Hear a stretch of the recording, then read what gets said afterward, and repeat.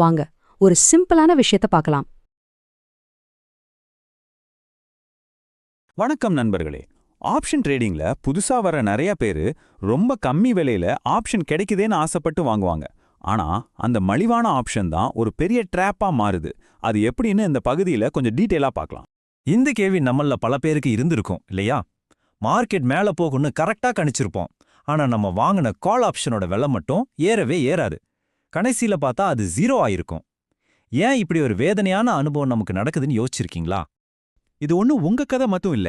ஒரு ஷாக்கிங்கான விஷயம் என்னன்னா, ட்ரேடிங்குக்கு வர்ற பொதுமுகங்கள்ல கிட்டத்தட்ட 90% பேரு இந்த மலிவான ஆப்ஷன்கிற பொறியில சிக்கி பணத்தை இழக்கறாங்க. இது ரொம்ப பொதுவான தப்பு தான், ஆனா நிச்சயம் இதை நாம தவிர்க்க முடியும். சரி வாங்க, இதை இன்னும் கொஞ்சம் ஆழமா பார்க்கலாம்.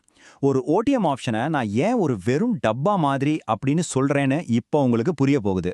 ரொம்ப சிம்பிளா சொல்லணும்னா, இப்போ மார்க்கெட் 23,000ல இருக்குன்னு வச்சுக்கோங்க. நீங்க போய் 23,500 கால் ஆப்ஷனை வாங்குறீங்க. அப்போ என்ன அர்த்தம்? மார்க்கெட் இன்னும் 500 பாயிண்ட் மேல போனாதான் உங்க ஸ்ட்ரைக் விலையே தொடும். இந்த தூரத்துல இருக்கிறதால தான் இதுக்கு பேரு அவுட் ஆஃப் த மணி, அதாவது ஓடிஎம். இதுல நீங்க ரொம்ப ரொம்ப கவனிக்க வேண்டிய விஷயம் இதுதான்.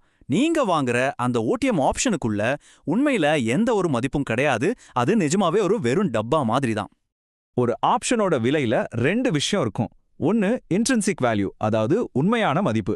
இன்னொன்னு டைம் வேல்யூ, அதாவது நேர மதிப்பு. ஓடிஎம் ஆப்ஷன்கள்ல இந்த உண்மையான மதிப்புங்கிறது சுத்தமா 0. அப்போ நீங்க கொடுக்கிற மொத்த காசும் எதுக்கு போகுது? வெறும் நேர மதிப்புக்கு மட்டும்தான். இன்னும் புரியுற மாதிரி சொல்லணும்னா, ஒருவேளை மார்க்கெட் நம்ம பக்கம் வருமோ அப்படிங்கிற ஒரு சின்ன நம்பிக்கைக்காக நீங்க கொடுக்கிற விலை தான் அது.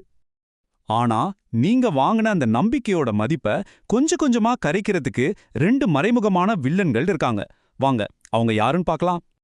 ஆமாங்க, இந்த டெல்டாவும் தீட்டாவும் தான் அந்த 2 எதிரிகள். ஒன்னு உங்க ஆப்ஷனோட வேகத்தை குறைக்கும், இன்னொன்னு உங்க கையில இருக்கிற நேரத்தையே காலி பண்ணும். இங்க பாருங்க, எவ்ளோ சூப்பரா விளக்கிருக்காங்க. மார்க்கெட் ஒரு 100 பாயிண்ட் வேகமா ஓடுதுன்னு வச்சுக்கோங்களேன். ஆனா உங்க ஓடிஎம் ஆப்ஷன் ஒரு நத்த மாதிரி வெறும் 10 பாயிண்ட் தான் நகரும். ஏன்னா அதோட டெல்டா வேல்யூ ரொம்ப ரொம்ப கம்மி. அதனால மார்க்கெட்டோட வேகத்துக்கு அதால ஈடு கொடுக்கவே முடியாது. அடுத்த வில்லன் தீட்டா. இதுக்கு பெஸ்ட் உதாரணம் உருகுற ஐஸ்கிரீம் தான். நீங்க கையில வச்சிருக்க அது கரைஞ்சிட்டே தான் இருக்கும் இல்லையா? அதே மாதிரி தான் நேரம் போக போக உங்க ஆப்ஷன் பிரீமியம் கரைஞ்சிட்டே வரும். குறிப்பா எக்ஸ்பைரி பக்கத்துல வரும்போது இந்த உருகுற வேகம் இன்னும் ஜாஸ்தியாகிடும். அப்போ ஓடிஎம் ஆப்ஷன்கள் சுத்தமா வேஸ்டா அப்படின்னு கேட்டா இல்ல. ஆனா அது நம்மள மாதிரி சாதாரண ட்ரேடர்ஸ்க்கு இல்ல. அது அனுபவம் வாய்ந்த நிபுணர்கள் சில குறிப்பிட்ட சூழ்நிலைகள்ல மட்டும் பயன்படுத்துற ஒரு ஸ்பெஷல் டூல். அவங்க இத 2 விஷயத்துக்கு தான் பயன்படுத்துவாங்க. ஒன்னு ஹெட்ஜிங், அதாவது அவங்களோட பெரிய முதலீடுகளை பாதுகாக்க ஒரு இன்சூரன்ஸ் மாதிரி வாங்குவாங்க. 2வது ஜீரோ டு ஹீரோ ட்ரேட், ஒரு லாட்டரி டிக்கெட் மாதிரி. வந்தா பெரிய லாபம், போனா பரவாயில்லன்னு நினைக்கிற ஒரு சின்ன தொகையில ரிஸ்க் எடுப்பாங்க. சோ இதுல இருந்து நம்ம கத்துக்க வேண்டிய முக்கியமான பாடம் என்ன? குறிப்பா ஆரம்ப நிலை ட்ரேடர்ஸ் என்ன செய்யணும், என்ன செய்யக்கூடாதுன்னு இப்ப பார்க்கலாம்.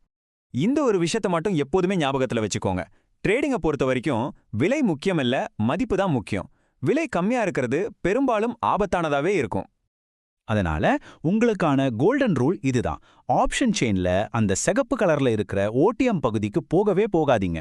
உங்க கவனம் எப்பவும் ஏடிஎம் இல்லைன்னா ஐடிஎம் மேல தான் இருக்கணும்.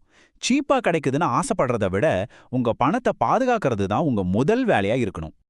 கடைசியா ஒரே ஒரு கேள்வி உங்ககிட்டயே நீங்க இதை கேட்டுக்கோங்க. நீங்க பண்றது ஒரு முறையான வியூகத்தோட கூடிய ட்ரேடிங்கா, இல்ல கண்ணை மூடிட்டு லாட்டரி டிக்கெட் வாங்குறீங்களா? யோசிச்சு பாருங்க. புத்திசாலித்தனமா ட்ரேட் பண்ணுங்க, பாதுகாப்பா இருங்க.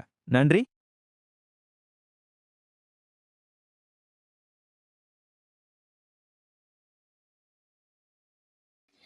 இந்த வீடியோ உங்களுக்கு பிடிச்சிருந்ததுன்னா லைக் பண்ணுங்கள், ஷேர் பண்ணுங்கள், சப்ஸ்கிரைப் பண்ணுங்கள். தேங்க்யூ ஃபார் வாட்சிங்.